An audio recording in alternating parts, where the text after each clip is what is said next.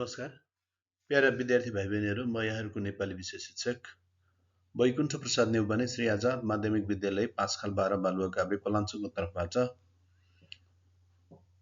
आज माध्यमिक तहको कक्षा 10 नेपाली विषयमा समावेश गरिएको पाठ 2 ऐतिहासिक कथा घर झगडामा आधारित रहेर निर्माण गरिएको सहजीकरण क्रियाकलाप सहित उपस्थित भएको छु। विद्यार्थी भाइ बहिनीहरूलाई आजको सहजीकरण क्रियाकलापमा हार्दिक स्वागत गर्दै म विषयवस्तु अगाडि बढाउन चाहन्छु।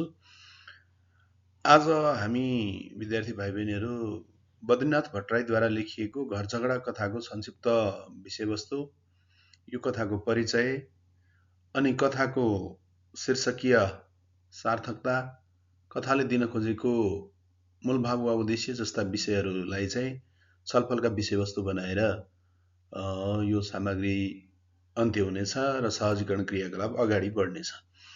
अत विद्यार्थी भाइ बहिनीहरू, अब हामी समय ढिलो नगरिकन क्रियाकलापतर्फ अगाडि बढौँ। कथाकार परिचय, प्रवृत्ति र विशेषताहरू। कथाकार बद्रीनाथ भट्टराई, यहाँहरूले फोटो देख्न सक्नुहुन्छ। उहाँको जन्म चाहिँ 1965 सालमा काठमाडौँको इन्द्रचोकमा भएको थियो भने मृत्यु 2052 साल काठमाडौँमा भएको थियो। र उहाँका प्रकाशित कृतिहरू, धेरै कृतिहरू प्रकाशित छन्। त्यसमध्ये केही चर्चित कृति मात्रै न्यायको पक्ष भने एउटा उहाँको पौराणिक विषयमा आधारित रहेको कथा छ। खड्गबहादुर एउटा सामाजिक विषयमा आधारित रहेको कथा छ, जसमा चाहिँ नेपाली चेलीहरूलाई आफ्नो स्वार्थको शिकार बनाउने, आफ्नो कुण्ठा मेटाउने साधन बनाउने, उपभोग्य वस्तु बनाउने प्रवृत्ति विरुद्ध हतियार उठाइएको कथा रहेका छन्। त्यसै गरी यो कथा भइहाल्यो। र उहाँका प्रवृत्ति र विशेषताहरू चाहिँ ऐतिहासिक कथाकार, ऐतिहासिक पौराणिक तथा वैदिक विषयवस्तुमा आधारित रहेर त्यहाँका विभिन्न सन्दर्भ र प्रसङ्गहरूलाई कथाको आकृति दिने, कथाको आकार दिने कथाकारका रूपमा बद्रीनाथ भट्टराई चिनिनुहुन्छ भने उहाँका कथाहरू सामाजिक नीति चेतनामा आधारित रहेका छन्। सच्चरित्रमा उहाँ जोड दिएको पाइन्छ भने देशप्रेम र मानवतावादी विचार चिन्तनबाट प्रभावित भएको हामी पाउँछौँ। बद्रीनाथ भट्टराई नेपाली साहित्यका एक सामाजिक यथार्थवादी कथाकार हुन्। कथा परिचय, यो घर झगडा कथाको परिचय हो। घर झगडा कथा चाहिँ पारिवारिक तथा राजनैतिक समस्यामा आधारित ऐतिहासिक कथा हो। यस कथामा नेपाल एकीकरण अभियानका नायक पृथ्वीनारायण शाहका कान्छा छोरा बहादुर शाह र जेठी बुहारी राजेन्द्र लक्ष्मी बीचको टकराव तथा शक्ति सङ्घर्षलाई विषयवस्तुको रूपमा चयन गरिएको छ। अर्थात् यस कथाको भावभूमि, विषयवस्तुको भावभूमिको केन्द्र चाहिँ तत्कालीन राजदरबारभित्र हुने शक्ति सङ्घर्ष, राजनैतिक सङ्घर्ष, सत्ता सङ्घर्ष नै हो। पृथ्वीनारायण शाहका जेठा छोरा राजा प्रताप सिंह शाहको असामयिक निधनपछि नाबालक रणबहादुर शाह राजा बन्नुपर्ने अवस्था आयो। उमेर नपुगेको हुनाले राज्य सहायकको रूपमा नायबी सम्हाल्ने क्रममा राजकुमार बहादुर शाह र महारानी राजेन्द्र लक्ष्मी बीच चलेको शक्ति सङ्घर्ष र राजेन्द्र लक्ष्मीको अदूरदर्शितालाई कथावस्तुका रूपमा प्रस्तुत गरिएको छ। यो चाहिँ ऐतिहासिक विषयवस्तुमा आधारित रहेको कथा हो। अब आउनुहोस् विद्यार्थी भाइ बहिनीहरू, हामी कथाको संक्षिप्त विषयवस्तुतर्फ केन्द्रित बनौँ। नजरबन्दबाट छुटेपछि महारानी राजेन्द्र लक्ष्मीका मनमा विभिन्न कुराहरू खेल्नु, आफूले देवर बहादुर शाहप्रति गरेको विश्वास, गुण र उपकारको परिणाम आफू उल्टै नजरबन्दमा परेको ठम्ब्याउनु, कुपात्रमा परेको अमृत पनि विष बन्दो रहेछ भन्ने सोच्नु, घरमा पनि बाघ बने, आसमानमा पुर्याउँदा बाज बनेर झम्टा मार्न आएको कुरा चाहिँ मनमा नै सोच्नु। अब पातालमा पुर्याउँदा के बनेर आउने हुन्? नाग बनेर आए भने पनि आफ्ना समर्थकहरूको सहयोगमा नागको विष सामना गर्ने तागत भएको आत्मविश्वास व्यक्त गर्नु, आफ्नो प्रभावमा रहेका भारदारहरूको सहयोग र समर्थनबाट बहादुर शाहको जस्तो सुकै षड्यन्त्रको पनि प्रतिवाद गर्न सक्ने सामर्थ्य आफूसँग रहेको आत्मविश्वास व्यक्त गर्नु। विद्यार्थी भाइ बहिनीहरू, यो कथामा महारानी राजेन्द्र लक्ष्मीको अन्तर्द्वन्द व्यक्त भएको छ। उनको मनमनै खेलेका विचारहरूलाई कथाको चाहिँ विषयवस्तु बनाइएको छ र उनले आत्मसमीक्षा पनि गरेकी छन्। यहाँ चाहिँ बहादुर शाह र राजेन्द्र लक्ष्मी बीचको संवाद पनि उल्लेख गरिएको छ। त्यो संवादलाई पनि राजेन्द्र लक्ष्मीले आफूले बहादुर शाहलाई सम्झाउन गरेको स्मरणका रूपमा मात्रै आएको छ। तर समग्रमा चाहिँ राजेन्द्र लक्ष्मीको उच्चताबोध, हीनताबोध, अनि राजेन्द्र लक्ष्मीको मनमा पैदा भएका कुण्ठा अन्तर्द्वन्द्वहरूलाई नै यहाँ विषयवस्तुको रूपमा चाहिँ प्रस्तुत गरिएको छ। मनले हरेस खानु, शङ्काको डोरीमा पिङ खेल्नु नादानी वा कमजोरी हो, जुम्सु बन्नु बेकुबी हो भएको विचार राजेन्द्र लक्ष्मीको मनमा उठ्नु। आफ्नो बच्चालाई अरूले जाइ लाग्दा चुप लागेर बस्ने सिंहिनीलाई संसारले थुक्ने, आफ्नो छोरो रणबहादुर शाहको राज्य अधिकार रक्षाका लागि जस्तोसुकै जोखिम उठाउन पनि आफू तयार रहेको विचार व्यक्त गर्नु। राजेन्द्र लक्ष्मी नाबालक छोरो रणबहादुर शाहको राज्याधिकारमाथि बहादुर शाहबाट खतरा र असुरक्षित रहेको शङ्कामा रुमलिनु र त्यसका लागि आगामा हाम फाल्न र पानीमा कुद्ने जोखिम उठाउन तयार रहेको भाव व्यक्त गर्नु। विद्यार्थी भाइ बहिनीहरू, यहाँ राजेन्द्र लक्ष्मी र बहादुर शाहको बीचमा द्वन्द्व चलेको विषयवस्तु रणबहादुर शाहको राजेन्द्र लक्ष्मीमा रहेको पुत्र मोह, आफ्नो छोरो र नाबालक छोरो रणबहादुर शाहको राज्याधिकारको संरक्षण र मातृत्व नै हो, जसमा चाहिँ भारदारहरूको कुराले मलजल गर्ने र गोडमेल गर्ने यो शत्रुता र कटुतालाई बढाउने काम गरेको पाइन्छ। मेरो धन जन मन अर्थात् जे भने पनि सर्वस्व रणबहादुर शाह नै भएकाले पुत्र स्नेहलाई सजीव तुल्याउन नसके मातृत्वलाई तिलाञ्जली दिए हुने विचार राजेन्द्र लक्ष्मीको मनमा उठ्नु। 3 वर्ष अगाडि प्रताप सिंह शाहको निधनमा सती नगएकोमा धेरै कुरा काट्दा आफू मूर्खट्टा जस्तै बन्नु परेको हीन भाव राजेन्द्र लक्ष्मीको मनमा उठ्नु। सबै किसिमका आलोचना सहेर सन्तान र देशका लागि क्षमा र स्थिरताको अवतार बनेर आफ्नो कर्तव्यको पालना गरेको विचार उनको मनमा उठ्नु। बेतियाबाट फर्केका बहादुर शाहले सहयोग गरेको तर शासन हत्याउन आँट गर्ने कालो मनसाय राख्लान् भन्नेतर्फ आफूले सचेत हुन नसकेको, आफ्नो कमजोरी भएको स्वीकार्नु। बहादुर शाहलाई दलजित शाहसँग मिलेर षड्यन्त्र गरेको र शासन हत्याउन खोजेको अभियोगमा बेतिया निकाला गरिएको हुनु। आशाको पासामा फस्नु नै आफ्नो भूल वा कमजोरी भएको सोच राजेन्द्र लक्ष्मीका मनमा उठ्नु। आफूले विषलाई संशोधन गरेर रसायन बनाउने प्रयत्न गरेको मात्र हो भन्ने ठान्नु। आफ्ना सारा विचार र प्रयास असफल भएपछि बहादुर शाहलाई बाध्य भएर नजरबन्द गर्नुपर्ने अवस्था आएको विचार उनको मनमा उठ्नु। नेपालको दरबारिया शक्ति सङ्घर्षको भेउ पाएकाले 24 राज्यहरूले सङ्गठन गर्दै गरेको पाल्पा तनहुँ र पर्वतको सङ्गठनको बल्दो आगोमा सरदार बलिया बानिया र केही फौजले शहादत प्राप्त गर्नु परेको विषम र असहज परिस्थिति बारे विद्यमान रहेको र यसबारे चाहिँ राजेन्द्र लक्ष्मी पनि चिन्तित रहेको विषयवस्तुमा देखिन्छ। पण्डित गजराज मिश्रको बाहिरी शत्रुलाई उठ्न दिनुको मूल कारण घर झगडा हो भन्ने धारणालाई आत्मसात गर्दै नुवाकोट नजरबन्दमा रहेका बहादुर शाहलाई झिकाई अब आगो पानी जस्तै परस्पर विरोधी बन्नु नहुने तर्कसहित समझदारीको अनि सम्झौताको सहमतिको प्रस्ताव, मेलमिलापको प्रस्ताव गर्नु। आपसी फुट्ने जाति पतनको चिन्ह भएकोले व्यक्ति समाज र देशलाई गहिरो चोट लाग्ने काममा आफूहरू लाग्नु नहुने समझदारपूर्ण विचार राजेन्द्र लक्ष्मीले बहादुर शाह समक्ष राख्नु। स्वर्गीय ससुराज्यूबाट उठाएको एकता राष्ट्रियताको जगमा मन्दिर खडा गर्न नसके, एकता अभियानलाई सार्थक बनाउन नसके आफूहरू बाँच्नु केवल मर्नु हो। त्यसैले परस्पर विरोधी भावना र विचारलाई त्यागेर देशभक्तिको बाटोमा लागौं भन्ने प्रस्ताव राजेन्द्र लक्ष्मीले बहादुर शाहलाई राख्नु। केही बेर घोरिएर बहादुर शाहले राजेन्द्र लक्ष्मीको विचारमा सहमति जनाउनु। बहादुर शाहले समानकी भाउजूलाई पूजा गरेर मातृभूमिलाई शिरमा सजाएर उन्नत शिखरमा पुग्नु आफ्नो लक्ष्य वा उद्देश्य भएको बताउनु। कनसुत्ला जस्ता कुरौटे भारदारहरूको कारण आफूहरू बीच फाटो बढेको धारणा बहादुर शाहले राख्नु र तिनलाई पहाड बनाउनै कुरौटेहरूका कुरा परस्पर घाममा बसेर धोइफोइ गर्न नसक्नाले विस्फोट हुन पुगेको विचार बहादुर शाहले राख्नु। विद्यार्थी भाइ बहिनीहरू, बहादुर शाहले राखेका यी पवित्र विचारलाई राजेन्द्र लक्ष्मीले बुझ्न सकेकी छैनन्, किनभने राजेन्द्र लक्ष्मीको मनमा बहादुर शाहप्रति शङ्का र आशंकाहरू पैदा भएको छ। यहाँ दुवै पात्र राजेन्द्र लक्ष्मी र बहादुर शाहले आफ्नो विवेकले काम गरिरहेका छैनन्। उनीहरू चाहिँ भारदारका कुराको पछि लागेका छन्। एकले अर्कोको नेपालको राजगद्दी खतरा देखेका छन्।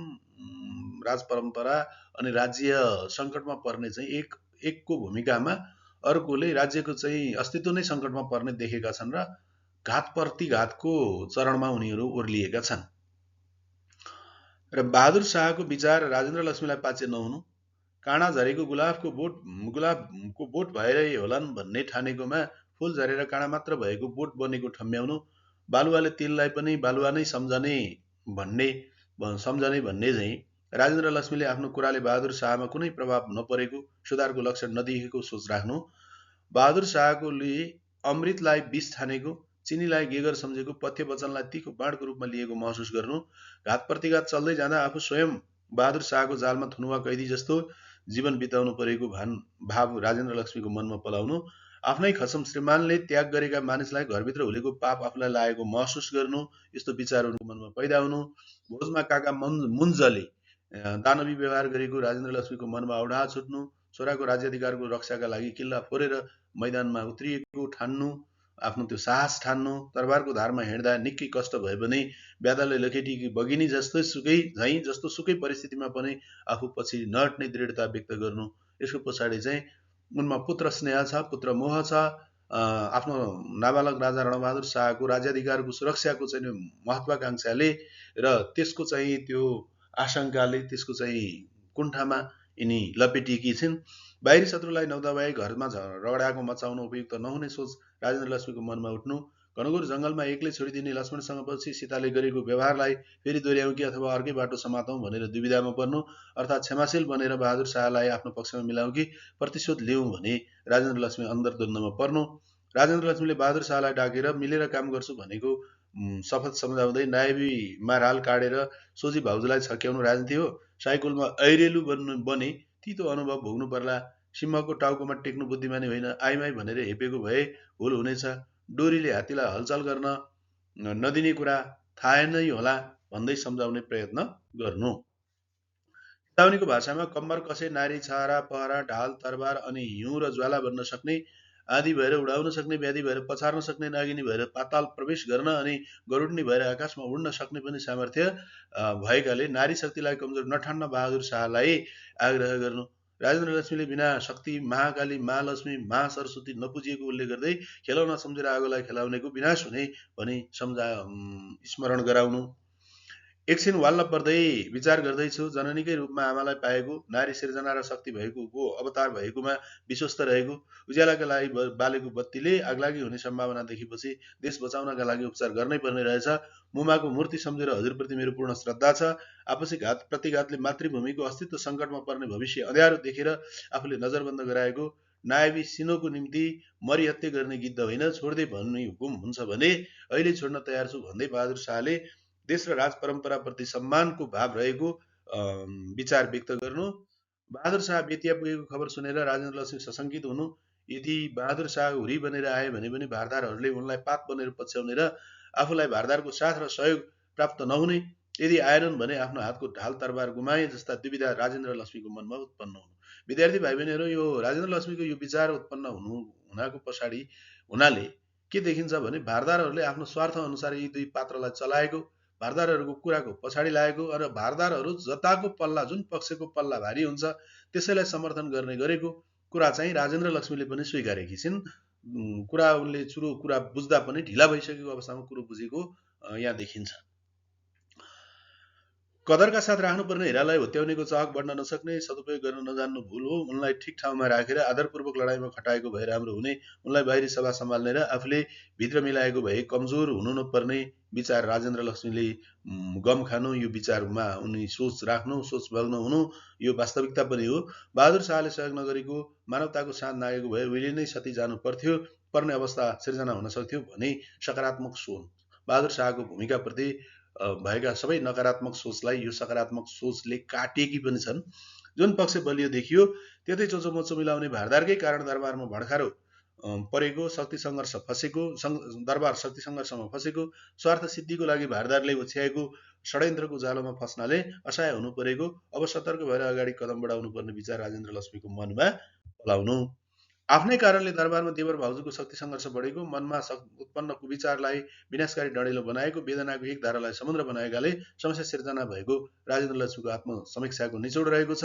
पर्वत तनहुँ लमजुङ आदि मिलेर गोर्खामा हमला गर्न लागेको, पाल्पा पनि जित्नै पर्ने, पूर्वतिरको अवस्था पनि सुदृढ नरहेको चिन्ताले सताएकी राजेन्द्र लक्ष्मी के गरौँ के नगरौँको दुविधामा परेको कुरा चाहिँ कथाको विषयवस्तुको रूपमा प्रस्तुत गरिएको छ। विद्यार्थी भाइ बहिनीहरू, यो कथाको चाहिँ संक्षिप्त विषयवस्तु जानकारी गराइसकेपछि अलिकति पृष्ठभूमि म बताउँछु। विक्रम सम्वत 1831मा नेपाल राष्ट्रका निर्माता एकीकरण अभियानका सुरुवातकर्ता आरम्भकर्ता पृथ्वीनारायण शाहको नुवाकोटको देवीघाटमा निधन भएपछि उनका जेठा छोरा प्रताप सिंह शाह नेपालको राजगद्दीमा गद्दीशीन भए र बहादुर शाह र प्रताप सिंह शाह मिलेर नेपाल एकीकरणलाई पृथ्वीनारायण शाहका कान्छा छोरा बहादुर शाह र श्री 5 महाराजाधिराज प्रताप सिंह शाह मिलेर नेपाल एकीकरण अभियानलाई निरन्तर अगाडि बढाए। प्रताप सिंह शाह अलिक शङ्कालु स्वभाव भएका हुनाले र उनमा साहस नभएको, शौर्यता नभएको, वीर र पराक्रमीपन नभएको, उनी चाहिँ सत्ता लिप्सामा चाहिँ केन्द्रित रहेकाले भारदारहरूले यो उनको कमजोरीको फाइदा उठाउँदै बहादुर शाह शक्तिशाली पराक्रमी वीर भएको र बहादुर शाहको पछाडि आफू ओझेलमा पर्नु परेकाले केही स्वार्थी भारदारहरूले सत्ता स्वार्थका लागि दुई प्रताप सिंह शाह र बहादुर शाहको बीचमा मनमुटाव फैलाउने कुराको चाहिँ नि खेलो गर्न थालेर अनि बहादुर शाहलाई राजद्रोहको अभियोग लगाएर राजगद्दी ताकेको चाहिँ अभियोग लगाएर बेतियामा चाहिँ देश निकाला गरियो। देशबाट चाहिँ उनलाई बाहिर निकालियो। एकीकरण अभियान बरु जेसुकै होस् बहादुर शाहलाई देश निकाला गर्ने काम भयो। यसै पृष्ठभूमिमा 1834मा प्रताप सिंह शाहको निधन भयो। त्यतिखेर चाहिँ उनका छोरा रणबहादुर शाह अत्यन्तै बाल्यकालीन थिए, नाबालक थिए, राजकाज सम्हाल्न सक्ने अवस्था थिएनन्, नायबी चलाउनु पर्ने थियो, राज्य सहायक भएर अर्कोले भूमिका निर्वाह गर्नुपर्ने थियो र सती परम्परा रहेकोले राजेन्द्र लक्ष्मी पनि सती जानुपर्ने भन्ने दरबारियाहरूको मत भएको हुनाले त्यो दरबारलाई कमजोर बनाउन राजेन्द्र लक्ष्मीलाई पनि चाहिँ बहादुर शाहलाई देश निकाला गरियो, राजेन्द्र लक्ष्मीलाई चाहिँ सती पठाइयो भने अन्य भारदारहरूले शक्ति आफ्नो हातमा आउने ठानेर यो कुरामा चलखेल गरेपछि राजेन्द्र लक्ष्मीले बेतियाबाट बहादुर शाहलाई झिकाइन्। अनि बहादुर शाहले पनि राजेन्द्र लक्ष्मीलाई सती नजान सल्लाह दिए। रणबहादुर शाह नाबालक भएको हुनाले नाबालकको चाहिँ आमा सती जान नहुने तर्कसहित राजेन्द्र लक्ष्मीलाई सती जान दिइएन, उनलाई चाहिँ जीवित राखियो र अब राजेन्द्र शाह र बहादुर शाह र राजेन्द्र लक्ष्मी आपसमा मिलेर नायबी सञ्चालन गरे, राज्य सहायकको भूमिकामा रहे। यसो गरिरहँदाखेरि फेरि पनि भारदारहरूले आफ्नो स्वार्थ सिद्धिका लागि यी दुई पात्रहरू बीच मनमुटाव बनाउने, कुरा लगाउने, चोचोमोचो मिलाउने गर्न थालेर कहिले राजेन्द्र लक्ष्मीले नजरबन्द बस्नुपर्ने अवस्था आयो, कहिले बहादुर शाहलाई चाहिँ नजरबन्द राख्नुपर्ने अवस्था आयो र यही नजरबन्द आपसी घात प्रतिघात र कटुतापूर्ण सम्बन्धको भुमरीमा रुमलिएर झन्डै नेपाल एकीकरण अभियान पनि त्यतिखेर सुस्ताएको थियो। तर फेरि दुवैको सुझबुझपूर्ण भूमिकाले नेपाल एकीकरण अभियान पूर्ण रूपमा सुस्ताउन पाएन। बहादुर शाहले पनि नेपालको भूमिलाई विस्तार गराउन धेरै महत्त्वपूर्ण भूमिका निर्वाह गरे भने राजेन्द्र लक्ष्मीले पनि तनहुँ, पाल्पा, अर्घाखाँची लगायतका चाहिँ जिल्लाहरू, पर्वत लगायतका राज्यहरू चाहिँ नेपालमा विशाल नेपालको चाहिँ एकीकरण अभियानमा समाहित गराएको चाहिँ इतिहास साक्षी छ। र यी दुईवटा नेपाल एकीकरण अभियानका सशक्त पात्र, महत्त्वपूर्ण पात्र, नेपालको इतिहासमा, नेपाल एकीकरणको इतिहासमा राष्ट्रियताको भावनाले ओतप्रोत भएको र राष्ट्र निर्माणमा आफ्नो जीवज्यान समर्पित गर्ने यी दुई पात्रहरूको नाम स्वर्णाक्षरले लेखिएको छ। तर पनि शक्ति सङ्घर्षले, राजनीतिक खिचातानीले अनि आफ्नै स्वविवेकले चल्न नसकेर भारदारहरूको कुराको पछि लागेका हुनाले यी दुईको बीचमा चाहिँ चलेको घर झगडालाई यो कथाको पृष्ठभूमि बनाइएको छ। यो झगडाको चाहिँ यो कथाको चाहिँ विषयवस्तुको रूपमा प्रस्तुत गरिएको छ। विद्यार्थी भाइ बहिनीहरू, अब विद्यार्थी भाइ बहिनीहरू हामी कथाको मूल भाग वा सन्देशतिर जाउँ।